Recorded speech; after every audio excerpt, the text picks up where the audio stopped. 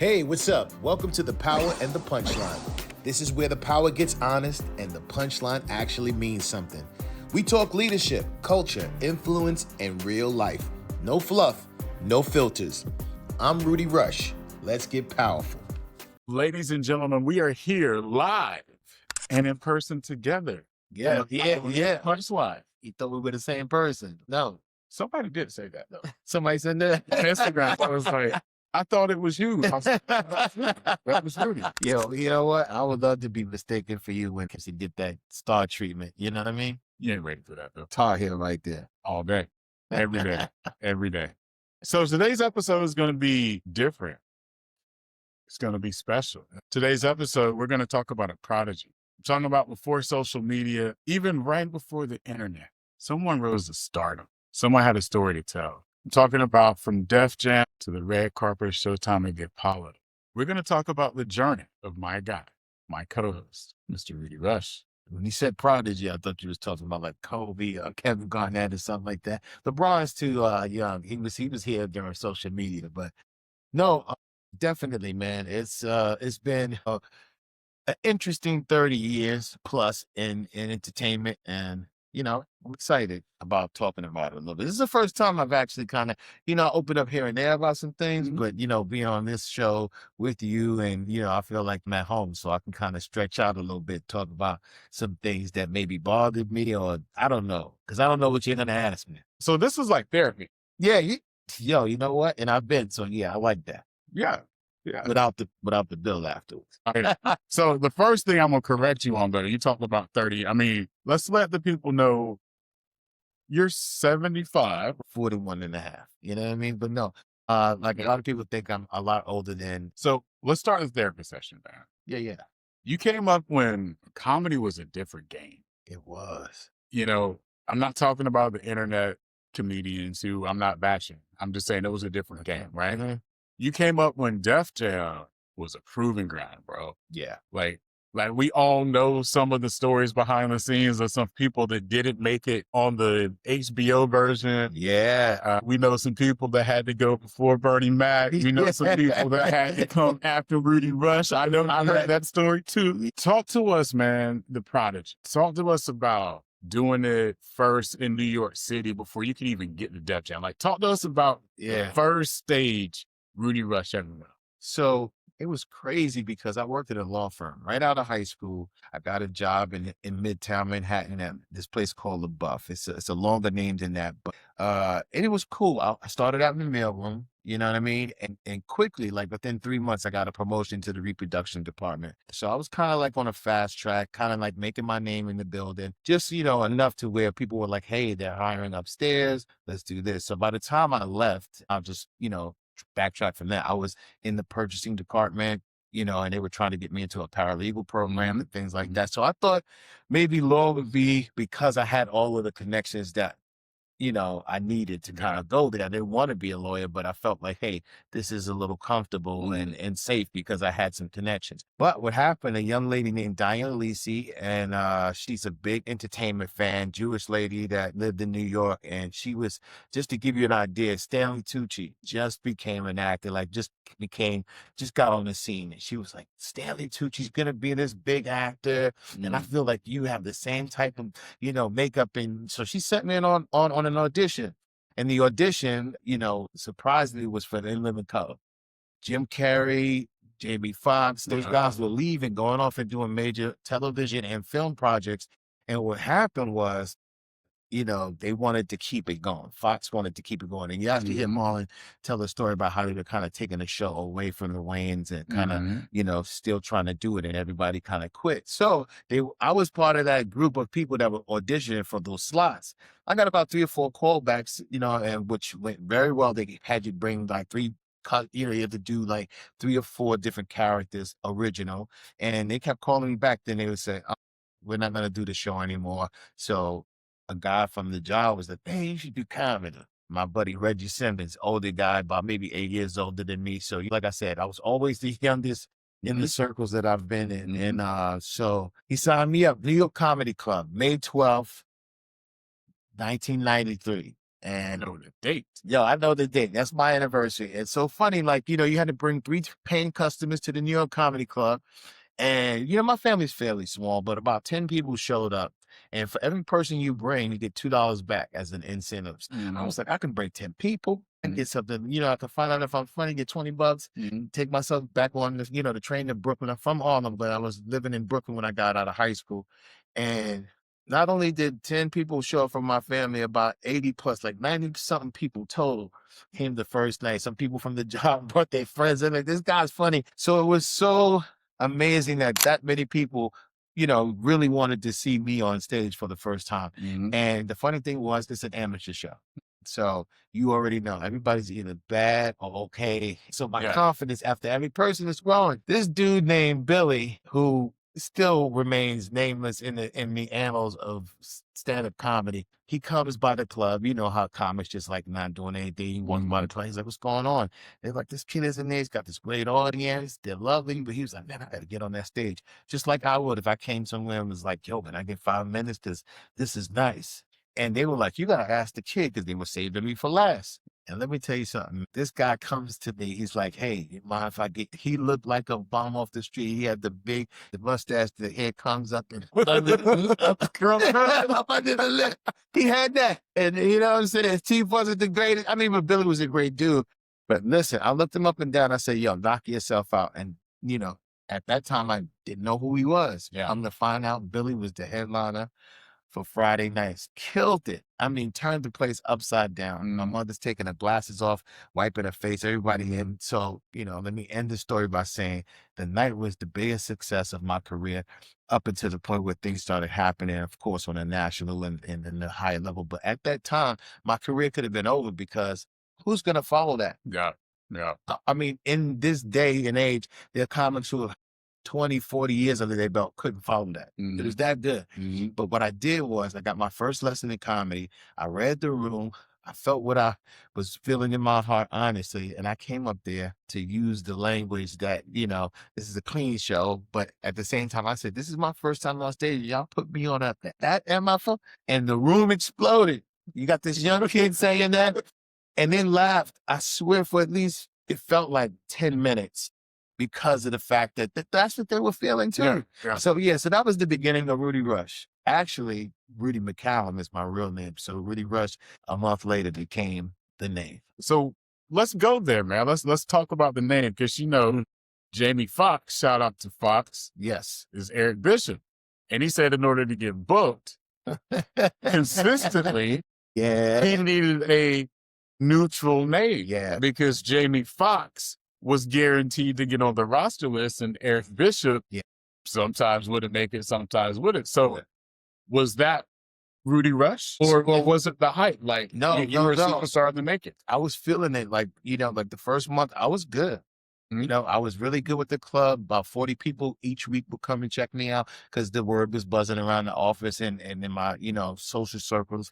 And so people would come see me, but it was like, give it up for Rudy McCallum. That it just wasn't, even as I was coming to the stage, I just wasn't feeling it.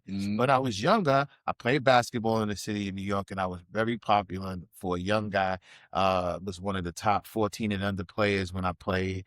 And went to high school in Charleston, South Carolina after that. So I had to leave for that. But before then, I was one of the top players in the city. When I was younger, the older guys used to call me. They was like, hey, little guy, I used to play with them. And they'd be like, what's your name? I'm like, Rudy. They'd be like, Rudy Rush, Rudy Rush. I write it in my notebook. That was a little tag name I had when I was scribbling my notebooks at school. And when I started, doing comedy after a while, when I was like hearing that Rudy McCallum name, which I love, but it wasn't dancing for me. And I was like, oh, why don't you this is Rudy Rush. It was almost like a superhero story. Like I always had the cape and I didn't know what it was for. And then I put that on and then we just, anytime you would go somewhere, you could say, oh man, Martin Lawrence was there. Jamie Foxx and Rudy Rush. They'd be like, oh man, sound familiar. It just rolled off the tongue. Yeah. And I became Rudy Rush that day. That's amazing, man. So did mom and dad change name? Are they Rush? No. My mother actually likes the name because one of my friends, in fact, called her Mama Rush. She likes that.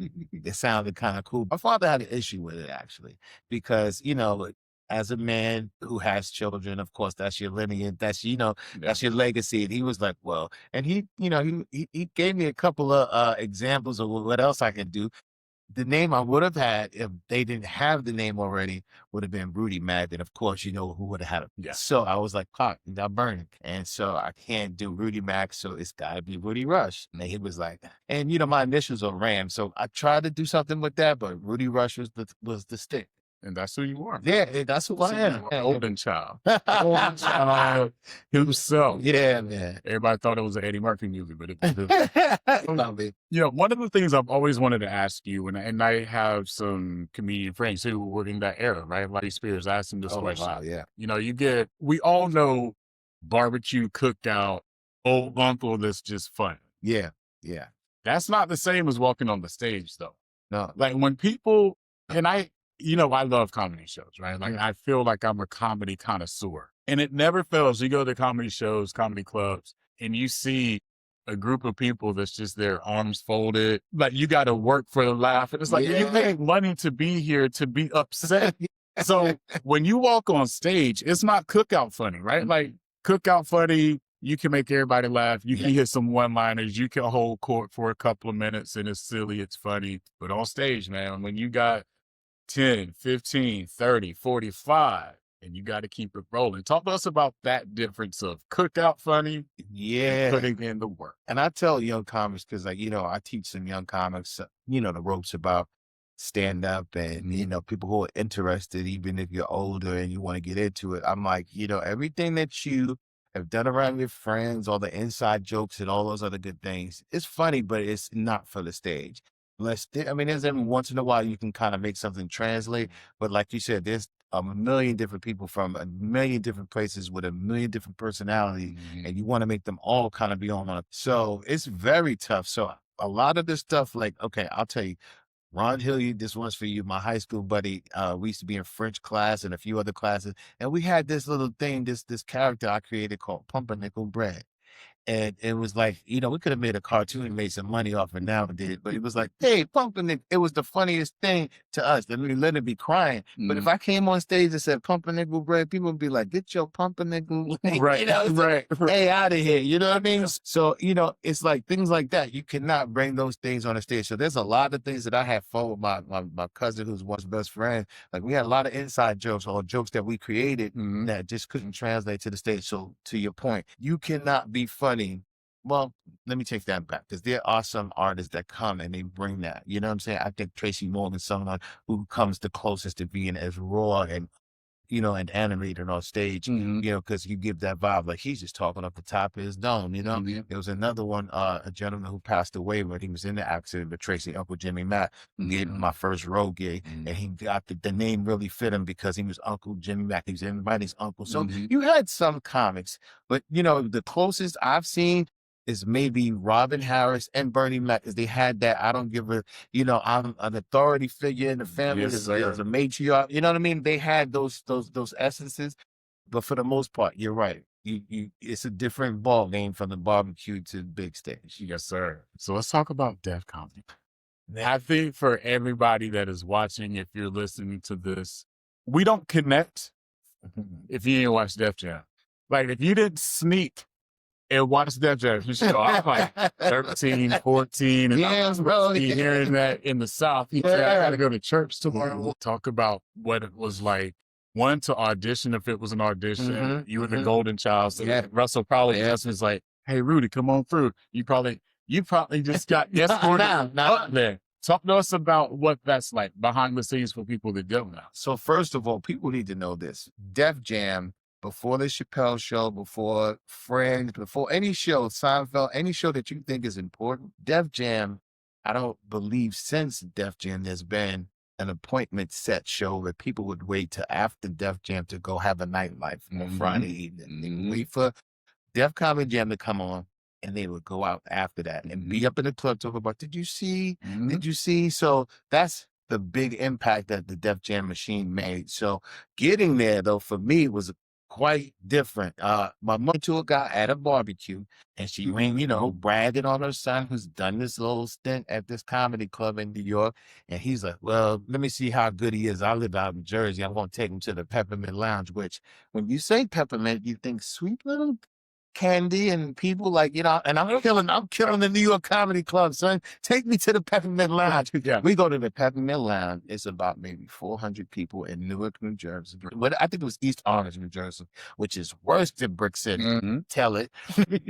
It was packed. And I'm talking about every thug, gangster girl in that city and town. Queen Latifah was in there, but now she was famous too at the time, that she wasn't the Queen Latifah that she ascended to. She was rap Queen Latifah, famous down. And let me tell you something, it wasn't a good night. This guy brought me out to, pick me up from the train station in Jersey. I was supposed to stay at his place. You know what I'm saying? And let me tell you something, I bombed terribly, but I got saved because Queen Latifah came over and she saw something in me to make her come over and say, and I mean this, I actually worked for her later on her talk show, the first one. But she was like, you know what, you got to attack me different. You were so good and you just a baby. Like, she just touched me on my face. Yeah, I could sue you for that. No, she touched me on He said you could sue him. No, she was really sweet. She touched me on my face like she was my big sister, something like that. And honestly, at the time, I was hurt. And the dude left me there. The dude who brought me there, he just was like, oh, he ain't gonna make it.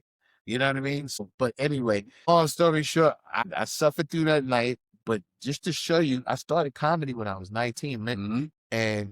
And I made Def Jam when I was on Def Jam when I was 21. Mm-hmm. And in between that, I had an opportunity to do it when I was 20. But shout out to Bob Sumner, who is one of the producers of the show, very pivotal in picking who is the next to ascend to the throne. So everybody who had a chance to be on Def Jam pretty much have Bob to thank for it. And also they have the Peppermint Lounge, because that was the audition spot. He and Tina Graham will kind of like get together and, say, hey, these comics are good and they're going to be on the next season. So the first time that I did it, the year before, I was able to do it.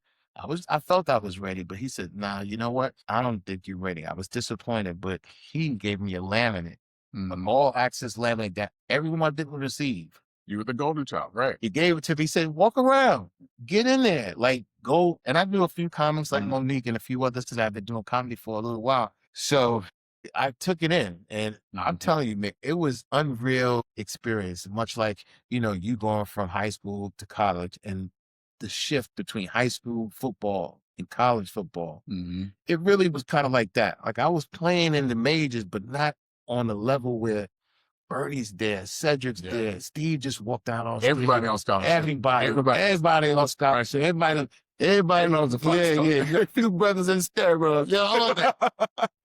And I'm telling you, I was just like, I wasn't ready, but I'm in here. I'm in the mix. So it made me prepared for the following year. And yes, the following year, boom, I was 11. I was there, myself and a few other younger comics in their first time, and we just took the world by storm. It was a great time. The young gun. Yeah. The young gun. Yeah.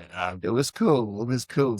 So what was your favorite moment of Def Jam, right? Like, I gotta imagine just the hype. You got Kid Capri up there, you get introduced, you come out. You can't rehearse that.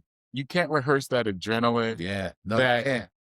Crap, can I remember you probably remember the first one. Yeah. What's the second joke?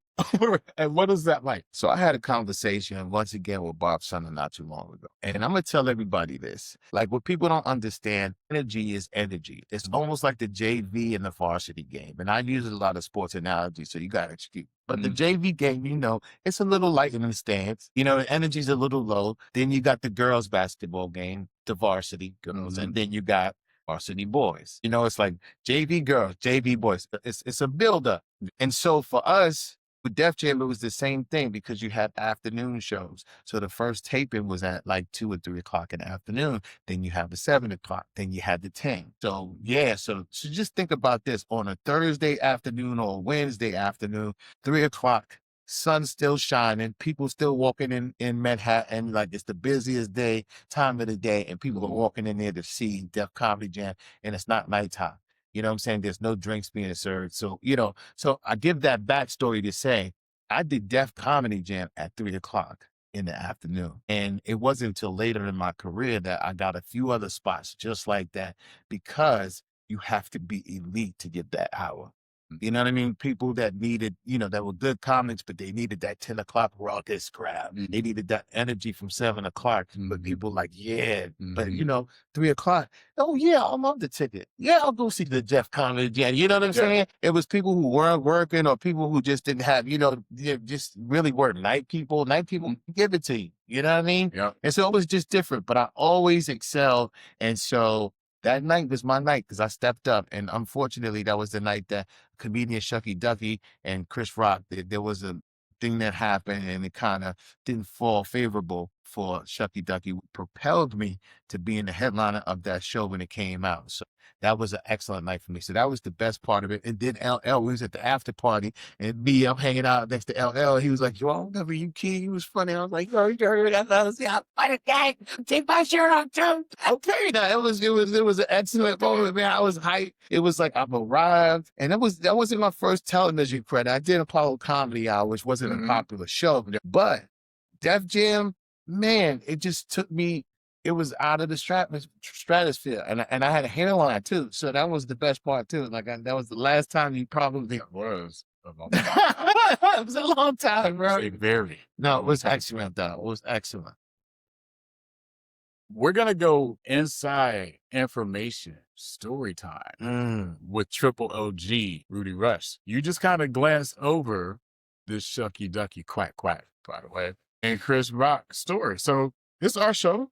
Yeah, we can talk about it. Ain't nobody coming for us. I mean, ain't nobody gonna come out here and smack me and say, "Keep my name out your mouth." No, we're gonna tell the truth. No. So for those that don't know this story, and there are a lot of people that remember Shucky Ducky quack quack. Let's talk about it. So basically what happens with Def Jam, and a lot of people don't know this, so you always see the show and you see the host and you see 3 comics. But in actuality, when we take the show, it's a host and it's 4 comics. And everybody's told ahead of time that someone is not going to make the cut. So that pressure's put on your plate before you even get on stage, not after they tell.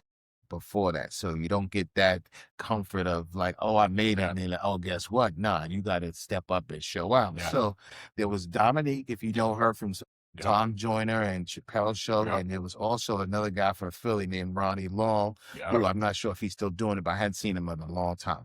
But Ronnie Long was on it. It was his first time taping, and every show. The year that I did it, every show had a guest host. Martin was no longer there. They had Ricky Harris, Joe Torre, and Adele the year before. And then, after Martin, Joe Torre. But this year they had special guests. And our special guest is Chris Rock, which was a big deal for us. Yes, absolutely. Because Chris was the GOAT of comedy at that time. There was no Kevin Hart. There was no Dave Chappelle. It was really Chris by himself. No one there. And so him as the host really gave our show some energy that it needed at 3 o'clock, like I said. But what happened was, we all killed it. And then I think that, in my honest opinion, Shucky Ducky definitely was one of the people that was happy Chris got smacked. Because I'm going to tell you, it's those one are the words of Rudy Rush. Yeah, no, I say that. And Chris is a friend of mine, and so is Shucky Ducky. And the reason why I say that, not to harp on the incident that happened with Will, but I'm going to say this as a comic, and I think Chris would agree. You always try as the host to set your fellow comic up to win. Well, before Shucky Ducky hit the stage, Chris Rock was, in Chris Rock mode, and he started to kind of drift away from that support. And he was like, well, coming to the stage, you got Shucky Ducky. I hope he got some jokey wokies. That coming from an iconic figure like Chris to an audience that is really like, second to the Apollo of like, we're kind of wrong. And, I felt like Shucky came out there and he didn't have the support that he needed from Chris. You know what I'm saying? It was a joke. When you're locked in that gate and you come out and you stumble out the gate, it's like being an Olympic athlete. When you stumble out the gate, your chances of winning is almost close to none. And so he got out the gate and he stumbled and he made it through. And like I said, second to the Apollo, because, Def Jam audiences didn't really boo you. they did worse. They just looked at you. And they would just look at Shucky do his thing, and he was kind of, stammering, it wasn't a set at all that was worthy of making the cut. And to make matters worse, once he was done, Chris Rock went up there and said an iconic line, which was a mockery of what Shucky Ducky Quack Quack. Because everybody knows Shucky Ducky is Shucky Ducky Quack Quack. That was his moniker. He had little dolls and everything. And then Chris Rock did say something that was funny, but it was just a career killer. He was like, Shucky Ducky Whack Whack, and the crowd exploded. It was like he almost made the cut just so they could show that, because if you go back and look, none of that's on tape. It's all, if you were there, you could tell the story. I'm telling you that. So could it also be, and I'm not speaking for Chris at all, but if you got to bring it, you got to bring it. No, you got to bring Right. it. Yeah, no, absolutely. I think he could have done all that afterwards and would have been justified. I just feel like if I'm coming to the stage and I work hard to get there, we went through, everything from wardrobe to rehearsal, there's a pressure that goes along with being great. I'm sorry. Even if you in game 7 and you're Michael Jordan, there's something that goes in you that says, I got to be on it. You know what I mean? Yeah. So you prepare. And so, just imagine Michael Jordan coming out and somebody saying, Michael Morgan, like, even though he's still going to kick your butt, he going to probably do it worse because you said his name wrong, but it does something to you.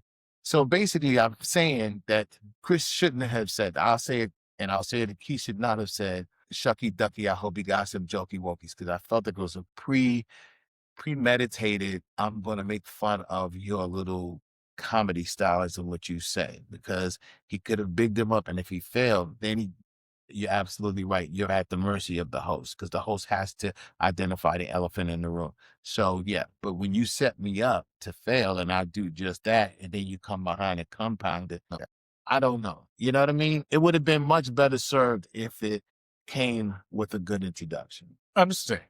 I mean, you do want to create the energy. Yeah. As the host. Yeah. To bring the energy where you can, because we all need. Yeah, no, absolutely. Michael Jordan is a Tar Heel like myself. We take things personal. So you can do whatever you want to introduce me. Shucky should have took it personally. I am coming with the fire. Yeah, I don't care what you say. I'm coming out doing my thing. Yeah. But I'm not Shucky. I'm not Chris. I wasn't there. Yeah. But I understand the energy. Yeah. So I think honestly, like, the more I think about it, then you just think about the perfect ending of that was the Shucky Ducky Whack Whack. But how can we get there if I bring him out right and he does well? I can't say Shucky Ducky Whack Whack. It goes that deep. Like, you know what I mean? If he killed it anyway, then maybe that intro gets redone. Shucky Ducky did have some jokies. No, absolutely. But for Chris, and this is the spirit, like I'm saying, like, like comedians, we, especially when you're hosting, you have to take that, I got to serve the village. And like I said, Shucky Ducky Whack Whack was probably like the biggest response that night. And in order to get there, he had to fail. So I'm not saying that Chris thought about that and it was premeditated, but man, like, nobody in the history of Def Comedy Jam has ever been brought up to disrespect. Never. Now that I'm thinking about it, like, I'm, I hope he got some jokey wokies. Like, nah, that's a veteran. He's one of our best, Def Jam alum. And so, yeah, it was tough because after that, Shucky Ducky still, I'm sure, deals with it. I heard him on Vlad TV or someone talking on Vlad TV. Oh, yeah. So, I'm not surprised. So for sure. So from Def Jam, the Golden Child of New York, Harlem's finest. Yeah. That's what they used to call him. That's what I Two heard. girls told me that. You only had two girls. That's it. That's it. Just two. At the same time, though. Tamika, what was the other girl's name? So you also, if you're from New York, if you're from Harlem, if you're from the culture, you know what Showtime and the Apollo means, and you talked about it, right? Yeah. You know, the host, you got Sandman back there doing his thing. Yeah. Somebody that's over here right now was also the host. Yeah. Showtime and the Apollo. Yeah. Right after Mr. Steve Harvey. Talk about getting the call to do Showtime at the Apollo. Yeah. Mick, it was crazy because, honestly, and I think a lot of people notice now. If you see my bio, I'm the youngest host ever at the age of 26. You got to take that into consideration because I think Steve at the time that he was doing it was in his late 30s and into his 40s. You know what I mean? So this is a grown man hosting the show. And, just so everybody is clear, I think Steve was probably the best host that show has had. There's people who say that I'm their favorite, but in my personal opinion, man, there was Sinbad, there was Mark Curry, there was Kim Coles did it. I love for a taste. Rick Aviles was the first host. He did a stint, and Tony Rock came back and did like the reboot and myself. But I really feel like it's not about the success for Steve Harvey, really, because I worked hand in hand, and that's how I got the gig. I was supposed to come and watch a couple of veteran comics do the warm-ups for the Apollo. And anybody who doesn't know what warm-up is, when Steve is in the back, getting his wardrobe together, getting ready to come out to the stage, there's a comic who gets the crowd lathered up. You know what I mean? Keeping everybody busy. So I was supposed to come watch a couple guys who canceled for whatever reason, whether it was shows or some other family situation. So instead of me watching them the Friday and Saturday night, and I do Sunday, they were like, "Hey kid, we got to use you for Friday. We'll tell you exactly what to do, and you'll be all right." And I was better than all right. I was so good that they were like, "Can you come back tomorrow? The job is just yours." And, I'm sure Steve had a say in it. The producers had a larger say, you know what I mean? But, I became just a soul and a soul warm-up guy.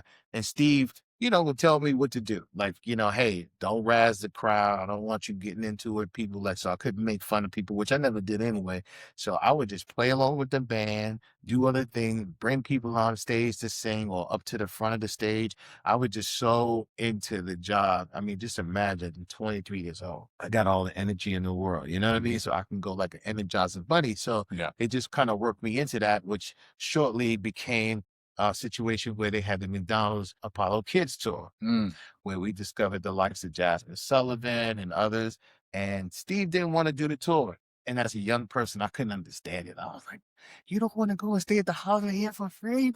You don't want $300 for you don't want $300 a weekend for per diem, bro?" You know what I'm saying? Yeah. But I got older, I was like, thank you God for Steve not wanting to do everything, because honestly, that was the gig that showed people that I had the capability to really come in and step in after Steve left the show. Yeah. So that's how it all came to be. But it was a very rough and tumultuous 3 years with Steve. It was pretty bad, to say the least. It was bad. Oh yeah, it was bad because and I hate to say that we never got along. And, Steve probably sees stuff like this or whatever, but like, I know that there's still tension. We did Netflix 25, big reunion and all of us. And I'm talking about Sed will call me from across the room. "Yo, Rudy." DL, same thing. Young fella, call me Young Bull. We hug it out. When I see Steve, I gotta go up to him like, "Hey, Steve," and he looks at me like, "Yeah, you still here? Like, man, you still alive?" Like, it was that kind of situation. Steve and I didn't have the greatest situation. We never, like I said, I did everything he asked me to do. I bought 2 suits that I couldn't afford, but I bought some shirts to go match and whatever, until they start thinking I was security with the black suit. They was like, "Sir, we're gonna go out sit up." But no, I won't feel like that. You just see me on stage like Steve Harvey Part 2, Point 1, Point A, whatever. But I did it, and Steve never once, there was some times, and I'm gonna talk about that, but Steve was mostly like to himself and his crew, never ate afterwards, never said, "Hey, I'm doing this and want you," or "Let me help you with this and that." And I mean, I was kicking butt like 3 years as and plus, like I said, I'm bringing the kids there from the tour. So there's rave reviews. McDonald's is like, I'm #1 on their board. But there was something that he and I we just didn't click. But I found out later, or I realized later what it was. And, honestly, like even up until recently, like I was on some Steve Harvey, like when people would be like, and I wouldn't publicly bash anybody, but Steve is somebody when people would bring stuff up, I would be like, he a bit of a a-hole and blah, blah, blah, blah, blah. I wasn't going in depth, I felt, but honestly, I would agree. But now I've changed. I'm older, and I realized this. Steve really loved that Apollo job. He really made that show what it really. The popularity, I can go to back and say it was Steve Harvey. Popularity of the show. Absolutely, Yeah. it skyrocketed, Yeah. and it brought a lot of revenue and a lot of eyes to the show, and he was very proud of that. and he took a lot of pride in it. And people don't know this. Steve didn't leave the show. Steve was let go from the show. He was actually exited from the show, and not because of his talent, of course. He was taken out for a different reason. And the reason I had to find out later, the hard way, a lot of things wind up, there's a trail, and the trail is money. And so they were trying to move him out because they couldn't get to the revenue. So, he's taking up a lot of that budget. He's Steve Harvey, though. No, and he deserved every bit of it. Hey. But what the producers was like, they were like, hey, let's get him out of there. Let's move this kid in here and give him something he's never seen before, which is $10 coming from, impoverished Harlem background. You know what I'm saying? So I had yet to see that kind of money. I say this, Steve saw me as a part of them. And so he treated me like them. You know what I mean? And only So here's the thing. Yeah. But I'm a huge fan of Steve Harvey because his foundation, the Steve Harvey Foundation, what he does for youth, my leadership deal. Yes. Like, I applaud all of that. I'm a huge fan of that. I've even done some donations to that. Yeah. People don't see that side of Steve because he's not the person that's going to talk about everything he's doing. No. Right? Like, he's private. He cares about his circle. I'm not anti-circle. I'm not saying that at all. But like, you see it, right? When you want to see it, it's there to be seen. So here's the thing. Steve was watching. Tell Steve what you really want to say. Now that you've matured too. Yeah. Because Steve was my guy. No. Let me tell you something. I used to have it because I felt a lot of different things, honestly. So, like me going through my own journey, I never had anybody like really like, other than the other comics. I had some great comics to kind of like, be mentors to me and stuff like that. But just like, my dad wasn't into comedy. Yeah. I mean, but my father was a basketball player, wasn't into that too. He never came to my games like that and stuff like that. So, I'm looking for this. I was always looking for that figure to kind of, and working with Steve was a great opportunity. Yeah. But not only that, I was trying to be in that space where I could be like, hey, Mr. Harvey, I'm Rudy, I'm good. And I'm gonna, but I did realize when I was older, I said, these producers who are managing me. So I wasn't in there on my own personal ticket or somebody else got me in there and we both have the same struggles, Steve and I. So it was different. It was like, hey, Steve felt the move, and I'm sitting there like, a dumb block. I have no idea what's going on. I'm just going because these people are like, yeah, you're doing this, you're doing that. You understand? And so, Steve and I had a lot of times where if you want to call it bump heads, there was one time in particular, and I know he's upset with that too. Like, I was upset. I wanted to quit because he was being mean, and they made him apologize. And to make a grown man apologize just for, I think that was another thing, another nail in the coffin in our relationship. But I will say this to Steve, bro, I get it now. What I think, you hired somebody on your team and they're very talented, but I think your crew is already tight already. And the opportunity you gave him, I kind of felt like that was God speaking through Steve. Like, you got to make what happened with that young man right. When he couldn't come and get me.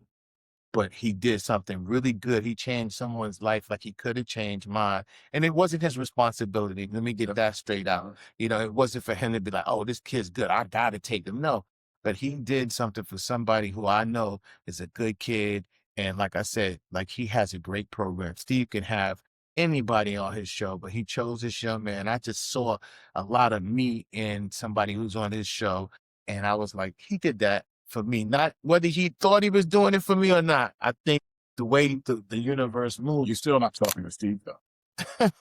You saying he? It's right there. Yeah, it's hard because, what I'm saying, I still have those feelings sometimes and I tried to reach out to Steve through people and it didn't work or whatever. And I always felt like I said, like, I came up to him the last time. I came up to you, you didn't speak to me, and I felt like we had a problem, bro. And, I need to let you know I'm grown now. I was a boy. I'm 23 years old. I know, like, your brain don't develop till you're 25, but I wasn't a cut up. But at the same time, I couldn't understand. I couldn't see what you saw. They stole a lot of money from me, which you probably know because they was trying to take it from you. And they got it from me. And it didn't end good for me in that respect as far as, my being able to build my legacy and do things like that. So, you know what? I apologize, but I never said anything negative, that you would have came back to you, but I definitely would would sign off. If somebody says something bad about you in a room, I wouldn't defend it. So maybe that's the guilt. But I'm telling you now, like, I get a lot of the stuff that you and I had to encounter. But yeah, I'm happy for you and your family. I'm proud of you, bro. And that's what's up. Look at that. How you didn't know it was therapy. Yeah, you made me do that, bro. I feel good about that, man, because I also think sometimes we carry things that we don't have to. Yeah. And I think, like, I know Steve was going to see this, and I think, I'm not predicting anything, but I think maybe he wanted to hear that too. So, Steve, just so you know, like I said, I've always been a huge fan. Rudy's always looked up to you. Has been that mentor from afar. And I want to give a shout out to what you're doing with the Steve Harper Foundation, because I know personally the great work you're doing. Yeah.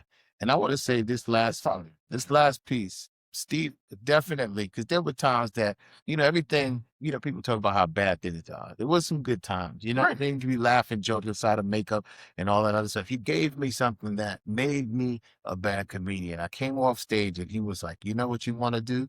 Take that A joke you got, the one that you end with. Most comics end with their best joke. He said, take that joke and make that your first. Come out the gate with that one. That'll make you have to take the B and C and D jokes and turn them into A jokes, because now what are you going to end with? Rush can end and start with any joke at any time in any arena. And I'll credit Steve Harvey. He made me a bad boy now. I thought he was setting me up at first. There you go. No, There you go. no, Steve. I am a bad mojo because I listened, because that's all I did was listen, and I didn't take it and let it go on one end out the other. I'm bad because you gave me that little recipe and I use it to this day. I can start with anything and finish with anything. And for that. Yeah, There it is. So I think this is a perfect transition Good people right in. to go to the top 5. Yeah. Rudy's our most popular segment. Hey, listen. Rudy's top 5. We're looking for a TNT. We're looking for a sponsor for this segment. This segment is sponsored by nobody right now, but listen, top 5 things I wish I did during my 30 years of comedy when I was young. Like, top 5 things I wish I did when I was young. All right, bet. First thing I wish I did when I was young was realize I was being raw before that.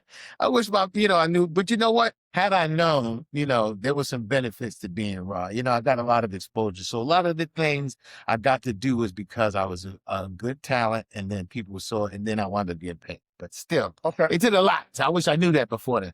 Second thing was, number 2, I wish I would have gave a little bit more conversation to Beyonce when she was at the Apollo, to support Kelly Rowland. Kelly had a solo project and she wasn't with Jay-Z yet. And she was looking at me, and I didn't realize it at the time. She was just like, you were so nice. And I should have been like, you know what? Willing to do whatever it takes. Because I could have been like that couple. I'm not Jay-Z, but So how far away was she from you when she oh was my at that? God, bro. She was a little, not as close as we are, but closer. You wear glasses, right? Yeah. You know Jay-Z was behind you. She was not. She was Yo. not talking to you. Bro, she was on it. She's not. I was handsome that day too. She was 40 feet away. And Beyonce. you 2080. Now my man Keizo cut me. I might have a little goatee going. My God. So listen, number 3, man, you know what? Number 3 is I should have started having kids in my 20s. Even though my 20s was great, my kids would be like in their teens and 20s now. I got a 9-year-old and a 19-year-old. I'm telling you, it hurts to pick up the 9-year-old. Okay, so I wish I had my kids. I thought 2 and 3 were tied together. My fault. I got no, but Beyonce, I wish so too. Oh man, number 4, I'm gonna put this on an honorable mention. I'll come back to that. You know what? Now this is gonna be controversial. I really wish that I didn't lick the spit off of my hand. Oh, okay. The spit off my hand from the candy that fell out of Tamia's mouth while we were at rehearsal. We were talking, her band members and I, we were all laughing and joking, and she had one of them blue grandmama peppermints, and it popped out of her mouth, and before it hit the floor, it hit me in the hand, and I don't know what made me do it in front of everybody. I just licked my hand, and I was like, that's all of Grant Hill did. He just kissed his wife, and I probably just licked that, and my throat was hurting for 3 weeks. Because I'm a hypochondriac. I'm listening to you right now. Now, last thing I wish I would have done in my 30s is tell Dave Chappelle to give me a cast position when I offered to help him out with the Chappelle Show. A lot of people don't know I helped the Chappelle Show that wasn't doing too well at the time. I know the great Chappelle Show, historic, but you know what? Dave called me and he actually came onto the Apollo and came out and shouted me out in front of everybody. It was a great thing. He's an awesome friend. Charlie Murphy's a good friend down there in Rollins. It was an excellent experience to be a part of history. Me and Questlove out there for hours entertaining the crowd while I had the seat as the king of comedy at the time, honestly, because Steve was the king and I took his seat for the moment. And so, yeah, that was great. I should have asked for a cast position because everybody from that show is killing it now. You're about to be low. But I'm killing it now with my man Mick, so I'm good.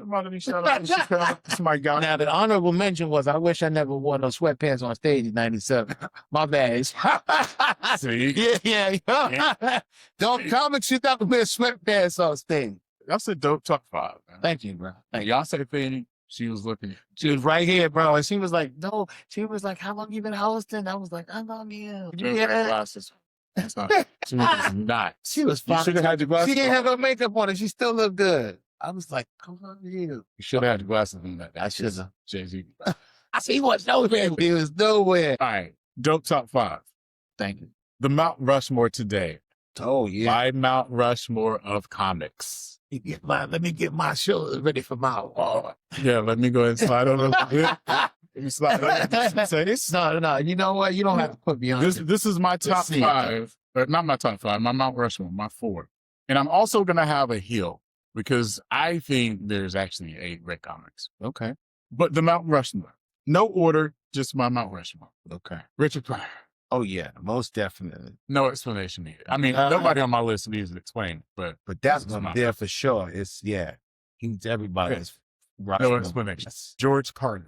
George Carlin. Changed the game. Absolutely. Dave Chappelle, man, because you got to look at the total story, the comedic story. Yes. Of Dave Chappelle. I don't disagree, but that's a bold choice. It's my list. Because there's a lot of no. That's a bold choice. It's my he list. Might be on mine. I never discussed my Mount Rushmore in my head, but he could very well be on there, especially after his last special. But yeah, that was fine. That one is Sticks and Stones, bro. Those should go down in comedic legend. Number 4, D.L. Hughley. Whoa, D.L. Here's why, man. Like I have seen D.L. in person 7, 8 times. I had the honor, DL came here in Greenville. I had the honor of going backstage. You know, DL calls everybody baby boy. Yeah. At the time I was on, we were on the same network for the podcast. And backstage, you know this, right? When you're doing the improv and the comedy clubs, you go on 7 o'clock show. Yeah. And then you got the 9 o'clock show. Yep. I was backstage with DL after the 7 o'clock show till the moment they announced the 9 o'clock show and give it up for your head of honor, DL Hughley. And he just walked out like he gave me so much wisdom backstage. We talked about life backstage. Like he was a mentors backstage. I'm not a comedian, but DL is one of the brightest, sharpest minds I know. And we were just talking about life and business and strategy. He gave me so much advice. And then he goes on stage and kills the set. Like, backstage, people need their downtime. Oh, yeah, you need your moments to kind of get up. But he was rolling. Wow. He was rolling. You know what? DL, bro, all day. Mount Rushmore. And I'll say this real quick. Before I went to Def Jam, people were coming home that went to Def Jam. This is when Martin was actually the host. And it was like, man, there's a guy who's funny because DL used to do the warm-ups. And he was killing it. So big shout out to where he's come, how far he's come, and where he's gone, not only in film, television, but radio. He's done everything. And I will say he is, in my mind, the most relevant comic, because something can happen 10 minutes ago and he is talking through and breaking it down, making you laugh and making you think all at the same time. Yeah. I've never seen anybody do it like my guy DL. All right. So now my mini 4, my next. On the hill. Bernie Mac. Okay. I ain't kidding you. Bernie Mac. Yeah. We'll give you one. I need everybody to go look this lady up. She is one of my favorite comedians of all time. Tammy Castelli. Okay, I know who she is. Black outstanding legend, like one of, Wow. I think, one of the greatest. Wait a minute. Did you ever meet her in person? Not yet. Okay, because I was gonna say you like to give people awards that you just met and they was nice to you. No. Else. Oh, that's one that we already have. That's my Mount Rushmore. If you don't get to- I'm gonna give you Eddie Murphy. Oh yes. Oh, Eddie Murphy on the Mount Rushmore. Okay, yeah, yeah. Okay, I forgot Eddie Murphy. Yeah, Eddie. I know you. Yeah. He gonna put it over there. Kevin Hart. I'm saying Kevin Hart. But there's so many people though. Honorable mention Rudy Rush. Honorable mention Sid the Entertainer. There's so many people, man. But that's it. No, that's what's up. That's a dope list. I like that Mount Rushmore. Thank you. Now that was good, and it was thought out. So yeah, I need credit for that. And like you said, it's yours. But there were some people on that hill that I would move up on there, and some people I would put down on the hill, and there's some people I would put in a car on the way to the pizza shop. When we get a sponsor for Rudy's Mount Rushmore in 5 years, you can give me yours too. Are you leaving me, Mick? What you going on? You gonna have Beyonce on the show with you, man? No, we got a sponsor for your top 5. Okay. You know what I'm saying? I didn't get my top 5. Thank you. You know, of moments I wish I could do over. Yeah. Right? His journey part 2, because we stopped it because I really wanted that Steve moment to Oh yeah, like yeah. my Mickism for the day. Yes, Mickism. While you have time, Yes. have the conversations. While you have time, have the conversations, because you never want those what ifs. You never want those, man, if I could have just had one. While you have time, make time, have the conversations. Proud of you, bro. So Thank you. but we will do Rudy's Journey part 2. Yeah, there's a lot Because more. we got to go to radio. Oh, We started man. there, the mentorship from Doug Banks, Yeah. you know, COVID, to some other stories, to joke stealing. Like we going, I'm bringing everything up. Like there's no whole part. Y'all right now for Rudy Rush Part 2, because we're just going to go film it right now. So we're just going to do it back to back. Rudy's Part 2. Get ready. It's coming. I know you want to hear it. Yes, sir. Appreciate you, man. That's the power and the punchline. If this episode hit, do me a favor, rate it, review it, subscribe. That's how we keep these conversations coming. Power moves the room. The punchline makes it stick. I'm Rudy Rush. See you next time.